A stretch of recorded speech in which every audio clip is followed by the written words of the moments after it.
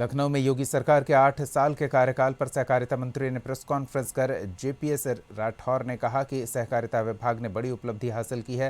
पूर्व की सरकार में सहकारिता विभाग लूट और भ्रष्टाचार का अड्डा बन गया था, लेकिन योगी सरकार में सभी 50 जिला सहकारी बैंकों को भी 162 करोड़ का लाभ हुआ है। इस वर्ष 2024-25 में 23,061 करोड़ के ऋण वितरण किया गया है। बैंक का कुल व्यवसाय 16-17 में 13,236 करोड़ रुपया था, जो अब बढ़कर 27,188 करोड़ रुपया हो गया है।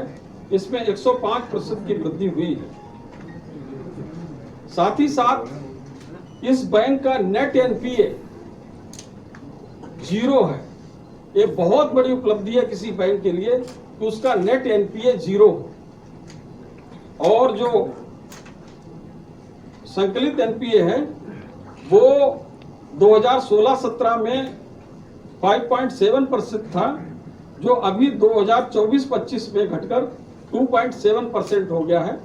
इसमें यानी कि कुछ प्रोविजन लगा के रख दिए जाते हैं कि भविष्य में कोई अगर घाटा होता है तो वो भी जोड़ लिया जाएगा। अगर ओवैसी द्वारा संसद में वक्फ संशोधन बिल फाड़ने पर भाजपा प्रदेश अध्यक्ष चौधरी भूपेंद्र सिंह ने हमला बोला और कहा कि ओवैसी के संविधान में और भारतीय व्यवस्था में कोई आस्था नहीं। ये लोग शरीयत का कानून लागू करना चाहते हैं।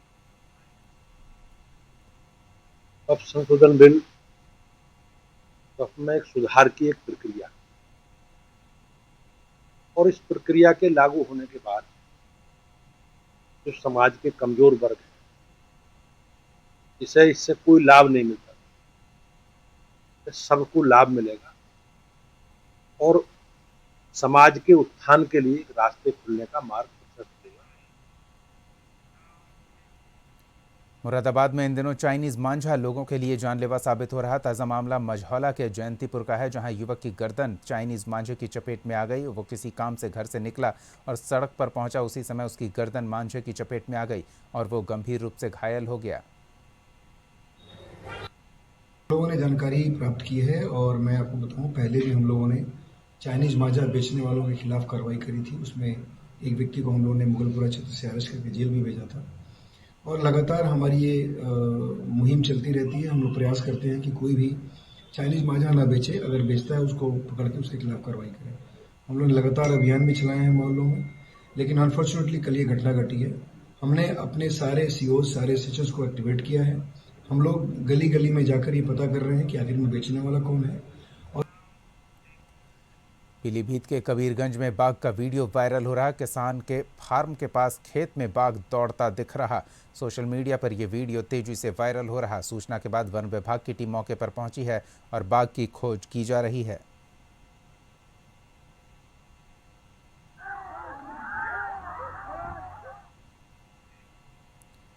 पीलीभीत शहर के बीचों बीच जेपी रोड पर स्थित रिलैक्सो के शोरूम में भीषण आग लग गई। धुएं का गुबार और लपटे देख बाजार में अफरा तफरी मच गई।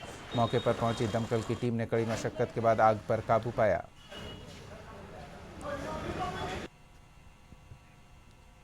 नगर डीपीओ पर लगे यौन उत्पीड़न का मामला अभी ठंडा भी नहीं हुआ था कि कसेया की प्रभारी सीडीपीओ ने अपने बेटे के साथ आत्महत्या की चेतावनी की पोस्ट व्हाट्सएप ग्रुप में दी।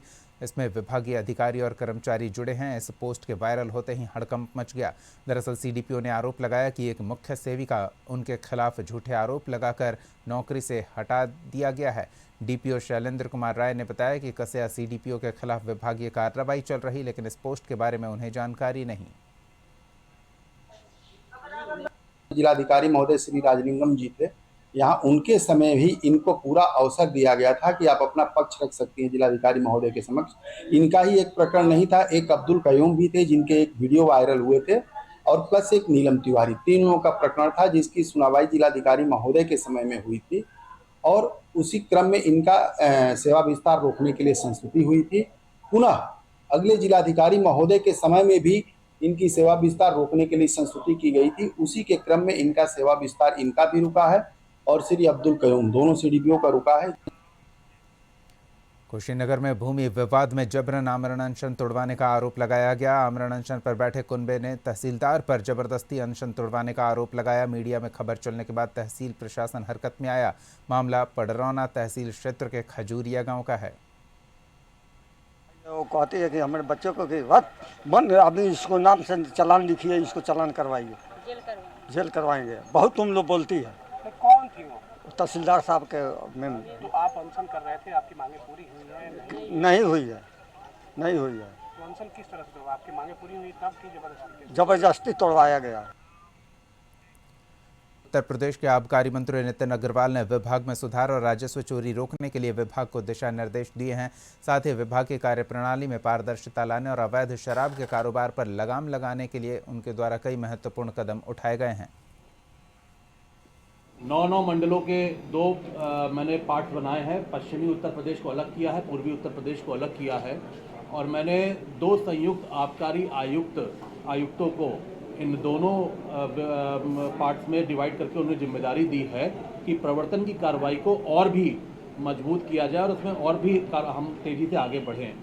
मैं अगर पिछले वित्तीय वर्ष की बात करूं तो हमने प्रवर्तन में 1,12,279 अभियोग पंजीकृत किए।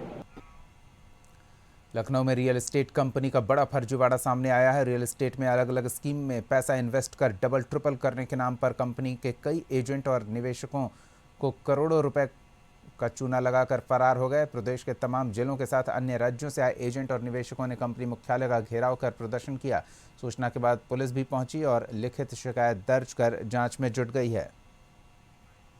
सूचनाओं के अनुसार कि 3 से 5 साल में हम वेल डेवलप प्लाट देंगे, लेकिन 2011 से जो है इनका 2010 से ये प्लान चले, लेकिन जब समय इनका 3 से 5 साल में पूरा करके देने का था डेवलप प्लाट का, जब समय आया तो ये लोग तरह तरह की योजनाएं फिर जो है री इन्वेस्ट का कि ऐसे कर लीजिए आपका इतना हो जाएगा, उसके बदले आपको इतनी लैंड फिर मिल जाएगी।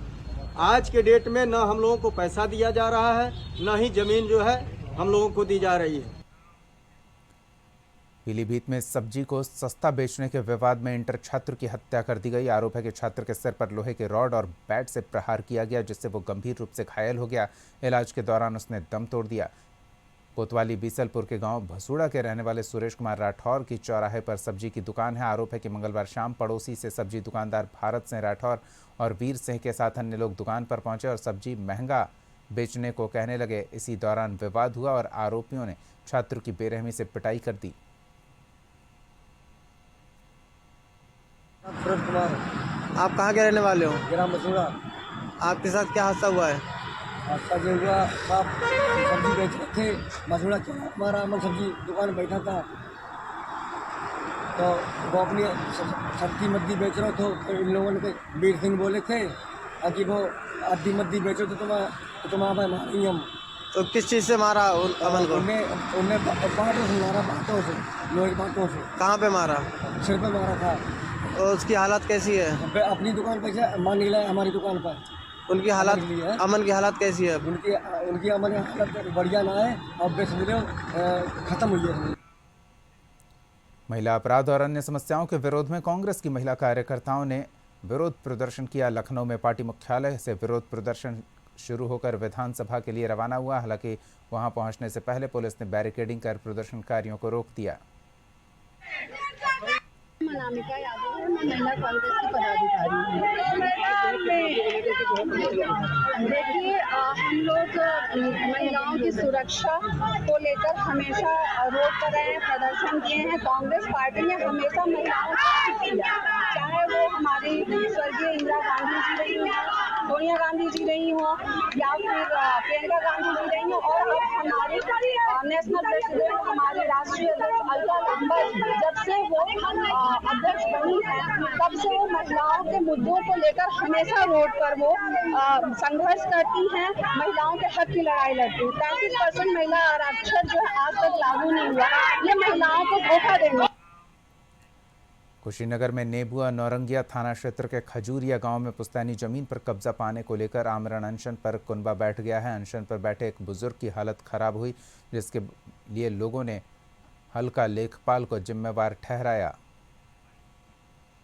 रिहाइश है कवर कैले बाड़ लो। हमार घर बनत रहल त ई लोग जंगला नहीं छोड़ दिया लो, खिड़की नहीं छोड़ दिया लो, दुआर नहीं छोड़ दिया लो। खाली इष्टे के डर है, यही के नहीं सही के जमीन इष्टे ले लेता लो। तो इष्टे के डर है, हमनी के कुछ नहीं कहनी जा। हमनी के तवन कैसो बना लेनी जा, जे कैसो रहे हमरा व्यक्ति के शरण नहीं रह तो कैसो शरण हो जा। तो वही के मारे तवन हमनी के नहीं कुछ कहनी जा। कहनी समय अपन निकाल के तब कौनो बात होई है ना। तो यही तने अब खोर इथी धैनी है तब बरियाई से ले आके हर फाड़ धो दिया। हमार खदेल ठेल ठेल हमने घर नहीं रहनी जा, ठेल ठेल हमार खदेल धो दिया। हमारे घर में ढूके के दुआर सुबह नहीं खे जाके केहू देख ले है ना, जाँच ले जे हाँ दुआर आन के दुआरी में हमने के तवन ढूकत नहीं।